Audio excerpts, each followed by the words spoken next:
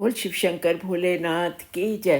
प्रदोष व्रत बहुत महत्वपूर्ण व्रत है जो हर मनोकामना को पूरा करता है।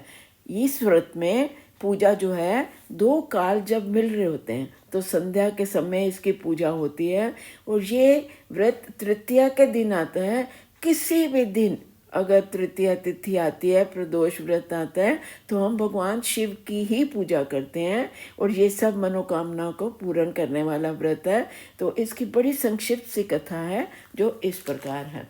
पूर्व काल में एक ब्राह्मणी अपने पति के मृत्यु के पश्चात निराधार होकर भिक्षा मांगने लग गई। वह प्रातः ही होते ही अपने पुत्र को साथ लेकर बाहर निकल जाती और संध्या होने पर घर वापस लौटती। एक समय उसको विदर्भ देश का राजकुमार मिला जिसके पिता को शत्रुओं ने मारकर राज्य से बाहर निकाल दिया था। इस कारण वह मारा मारा फिरता था।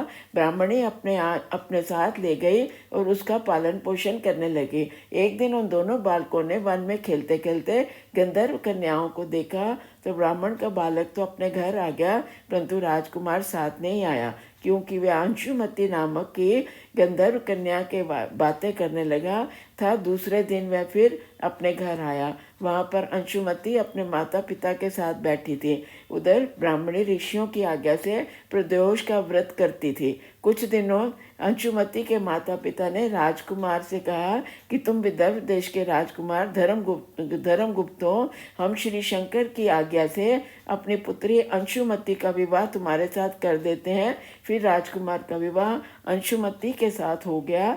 बाद में राजकुमार ने गंधर्व राज की सेना के सहायता से विदर्भ देश का अधिकार कर लिया और ब्राह्मण के पुत्र को अपना मंत्री बना लिया।